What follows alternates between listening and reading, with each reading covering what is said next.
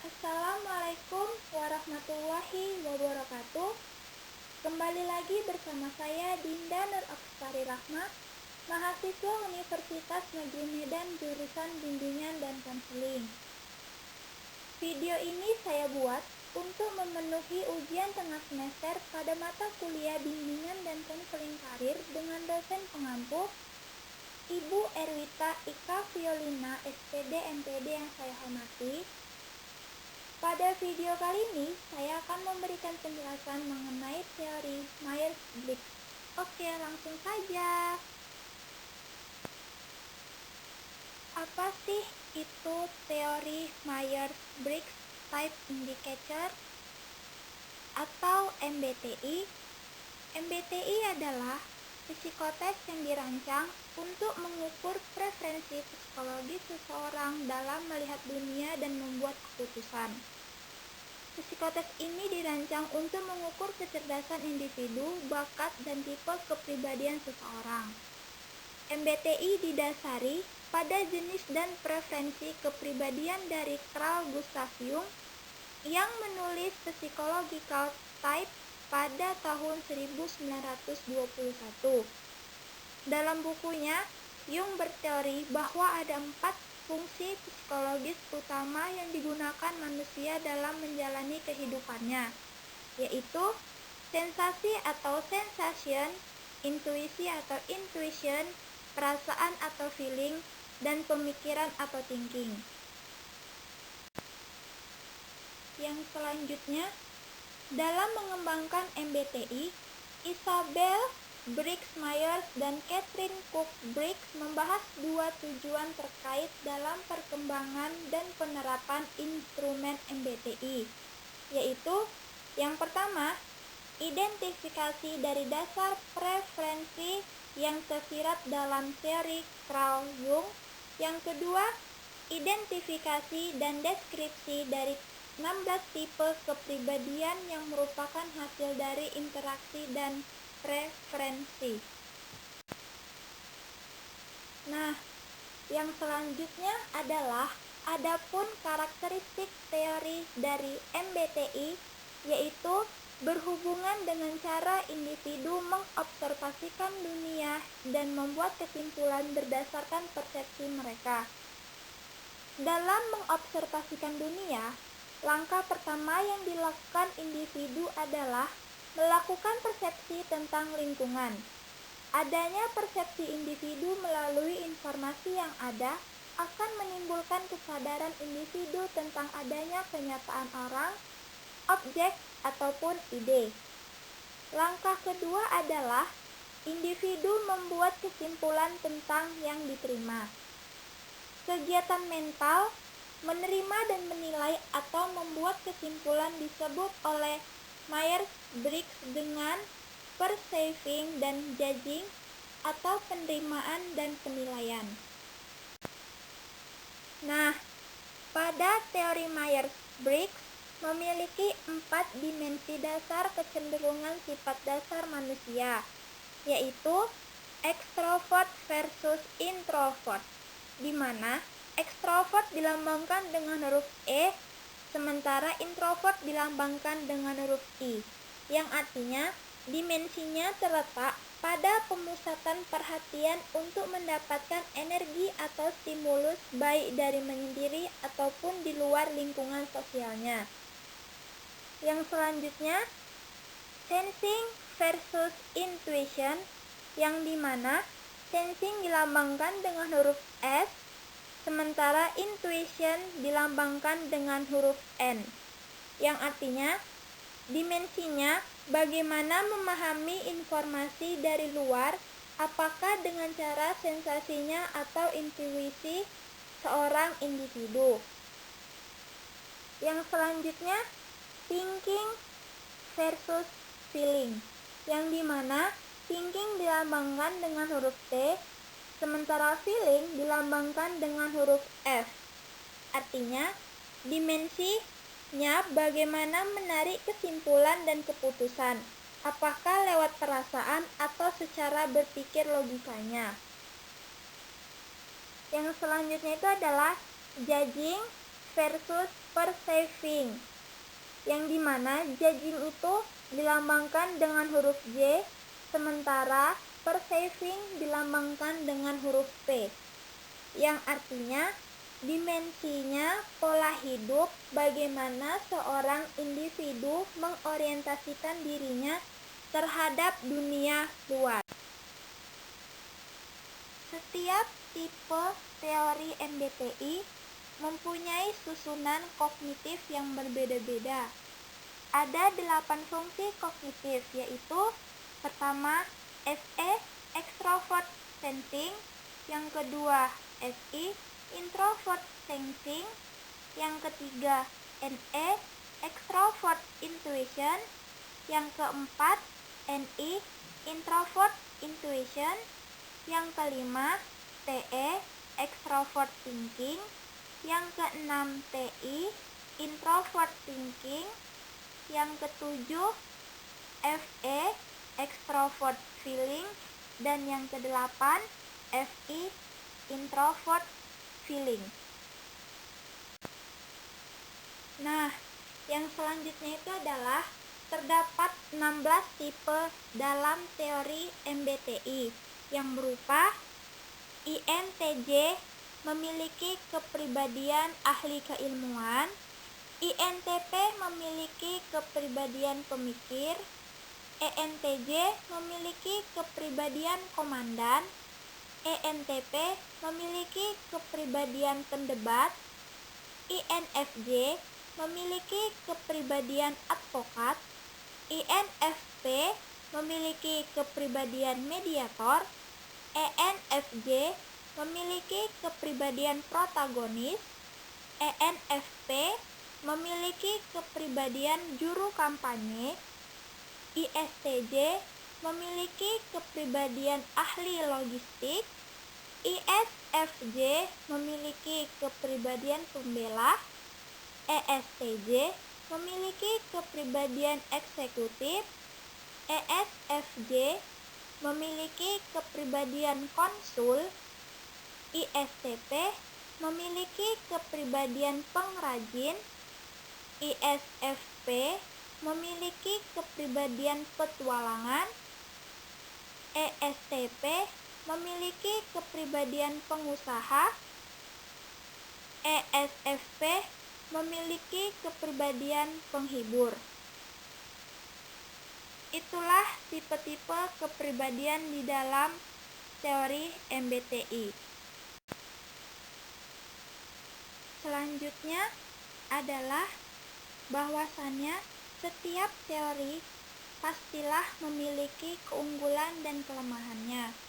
Adapun keunggulan dari teori Myers-Briggs atau MBTI ini, yang pertama, dirancang untuk mengimplementasikan teori.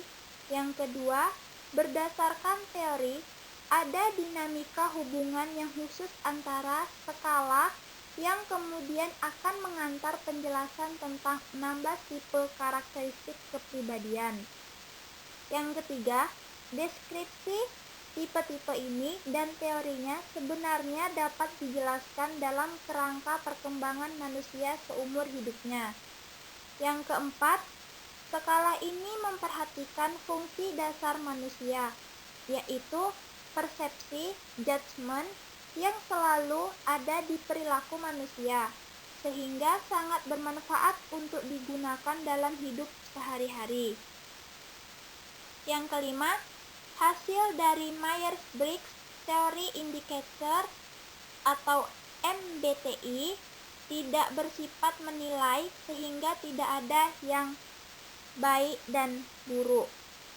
Yang selanjutnya itu adalah kelemahan dari teori Myers-Briggs atau MBTI. Kelemahannya yang pertama, teori Myers-Briggs kurang memperhatikan adanya perbedaan individu sehingga akan mempengaruhi hasil tes MBTI. Yang kedua, walaupun teori ini bertahan lama, namun validitas dari tes MBTI masih perlu dipertanyakan. Dan yang ketiga, Hasil dari tes MBTI bersifat statis, hanya berorientasi pada hasil dari tes MBTI-nya.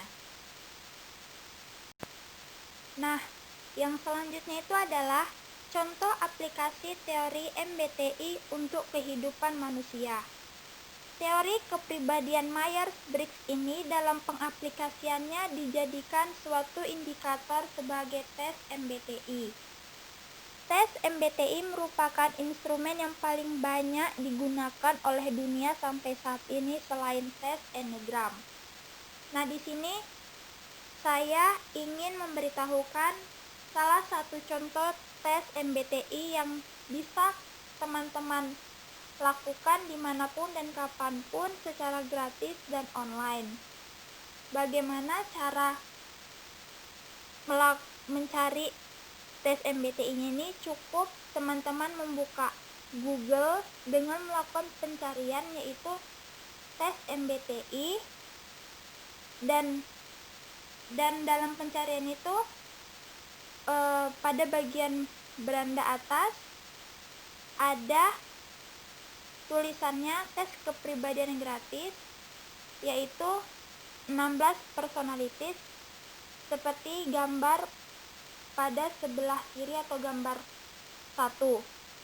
Ataupun teman-teman bisa langsung mengakses websitenya atau situsnya, yaitu www.16personalities.com seperti gambar kedua atau gambar sebelah kanan tersebut. Itu adalah tampilan awal ketika kita hendak mengikuti tes MBTI ini. Setelah itu, teman-teman tinggal klik ikuti tes.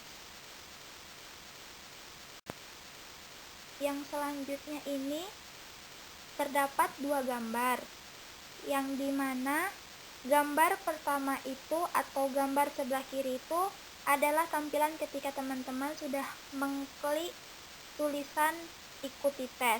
Pada tampilannya ini berisikan peraturan atau persyaratan dalam mengisi tes kepribadian ini, yang dimana peraturannya adalah dalam mengisi kepribadian ini, mengisi tes ini memerlukan waktu kurang dari 12 menit dan jawab dengan jujur bahkan jika Anda tidak menyukai jawabannya. Dan cobalah untuk tidak memilih jawaban netral. Sedangkan gambar 2 atau gambar sebelah kanan itu jawaban sebagian dari saya yang sudah saya jawab dan telah mencapai angka 20%. Jika teman-teman ingin menjawab pertanyaan selanjutnya bisa mengklik tulisan yang bacaannya itu berikutnya. Nah, ini adalah tampilan atau gambar ketika teman-teman sudah selesai menjawab semua pertanyaan yang ada di dalam tes ini. Ini adalah hasil akhir saya karena saya sudah menjawab semua pertanyaan yang ada di tes 16 personalities ini. Dan tipe kepribadian saya itu adalah pembela, yang dimana tipenya ISFJ-T.